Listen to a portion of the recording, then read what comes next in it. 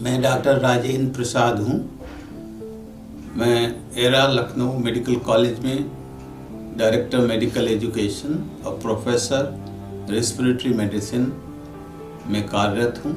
यह है कि जो लोग बीड़ी सिगरेट का सेवन करते हैं और अगर उनको टीबी होने की संभावना ज़्यादा रहती है, टीबी होने पर उनकी डायग्नोसिस भी लेट होती है।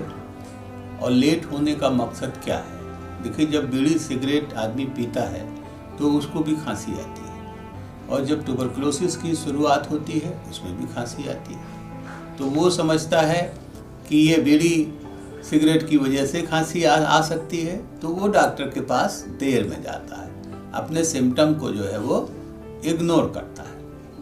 तो लेट डायग्नोसिस होती है। लेट डायग्नोसिस होती तो आप समझ सकते हैं क्या हो सकता है। जब किसी चीज़ का निदान देर से होता है तो रोग आगे बढ़ जाता है, तो उसका इलाज भी मुश्किल होता है। तो जब इलाज मुश्किल होता है, जैसे कभी कभी इलाज को हमें बढ़ाना पड़ता है कि जिनका फेफड़ा कमज़ोर है उनमें अगर हुई।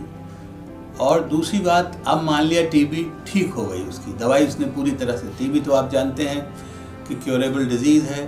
अगर दवाई ठीक से खा ली जाए, निश्चित अवधि की जो दवाई है, दवाई बीच में छोड़े नहीं, तो टीबी ठीक होने की संभावना 100% रहती है। अब मान लिया ट्यूबरकुलोसिस ठीक हो गई, तो ठीक होने के बाद आपने सुना है कि कभी कभी 5 से 10% लोगों में ट्यूबरकुलोसिस फिर से हो जाती है। तो वो टीबी के मरीज जो बीड़ी सिगरेट नहीं पीते हैं और वो टीबी के मरीज जो बीड़ी सिगरेट पीते हैं, तो दोनों में ये डिफरेंस पाया गया है कि उनमें बीमारी दोबारा होने का चांस नॉर्मल इंसान से ज़्यादा होती है। तो मेरा कहने का मतलब है, स्मोकिंग जो है वो किसी भी तरीके से फ़ायदेमंद नहीं है, किसी के लिए फ़ायदेमंद नहीं है, और टीबी के मरीज़ के लिए तो बिल्कुल ही फ़ायदेमंद है। एक बात और मैं आखिर में कहना चाहता हूँ कि जैसे किसी को टीबी है, उसका टीबी दूसरे से भी दूसरों को फैलती है।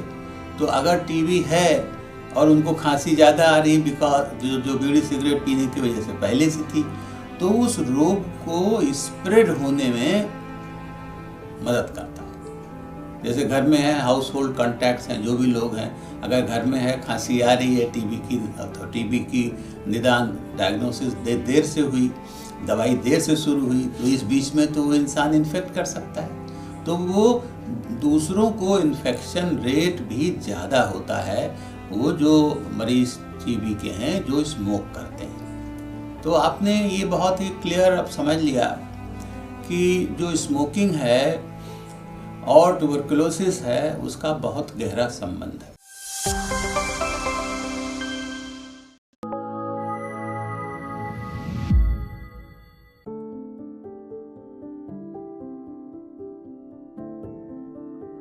मैं डॉक्टर राजेंद्र प्रसाद हूँ। मैं एरा लखनऊ मेडिकल कॉलेज में डायरेक्टर मेडिकल एजुकेशन और प्रोफेसर रेस्पिरेटरी मेडिसिन में कार्यरत हूँ। यह है कि जो लोग बीड़ी सिगरेट का सेवन करते हैं और अगर उनको टीबी होने की संभावना ज़्यादा रहती है, टीबी होने पर उनकी डायग्नोसिस भी लेट होती है। और लेट होने का मकसद क्या है? देखिए, जब बीड़ी सिगरेट आदमी पीता है तो उसको भी खांसी आती है, और जब ट्यूबरकुलोसिस की शुरुआत होती है उसमें भी खांसी आती है। तो वो समझता है कि ये बीड़ी सिगरेट की वजह से खांसी आ सकती है, तो वो डॉक्टर के पास देर में जाता है, अपने सिम्टम को जो है वो इग्नोर करता है। तो लेट डायग्नोसिस होती है। लेट डायग्नोसिस होती तो आप समझ सकते हैं क्या हो सकता है। जब किसी चीज़ का निदान देर से होता है तो रोग आगे बढ़ जाता है, तो उसका इलाज भी मुश्किल होता है। तो जब इलाज मुश्किल होता है, जैसे कभी कभी इलाज को हमें बढ़ाना पड़ता है कि जिनका फेफड़ा कमज़ोर है उनमें अगर हुई।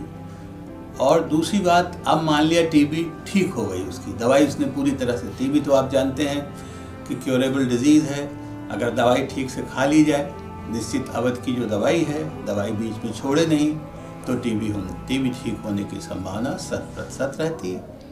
अब मान लिया ट्यूबरकुलोसिस ठीक हो गई, तो ठीक होने के बाद आपने सुना है कि कभी कभी 5 से 10% लोगों में ट्यूबरकुलोसिस फिर से हो जाती है। तो वो टीबी के मरीज जो बीड़ी सिगरेट नहीं पीते हैं और वो टीबी के मरीज जो बीड़ी सिगरेट पीते हैं, तो दोनों में ये डिफरेंस पाया गया है कि उनमें बीमारी दोबारा होने का चांस नॉर्मल इंसान से ज़्यादा होती है।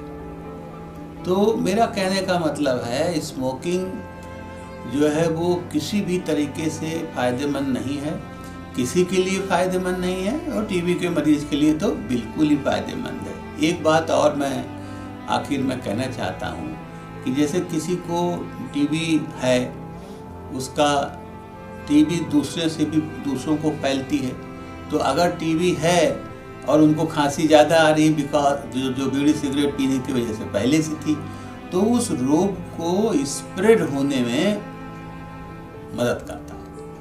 जैसे घर में है, हाउस होल्ड कॉन्टैक्ट्स हैं, जो भी लोग हैं, अगर घर में है, खांसी आ रही है टीबी की, तो टीबी की निदान डायग्नोसिस देर से हुई, दवाई देर से शुरू हुई, तो इस बीच में तो वो इंसान इन्फेक्ट कर सकता है, तो वो दूसरों को इन्फेक्शन रेट भी ज़्यादा होता है वो जो मरीज टीबी के हैं जो स्मोक करते हैं। तो आपने ये बहुत ही क्लियर अब समझ लिया कि जो स्मोकिंग है और ट्यूबरकुलोसिस है उसका बहुत गहरा संबंध है।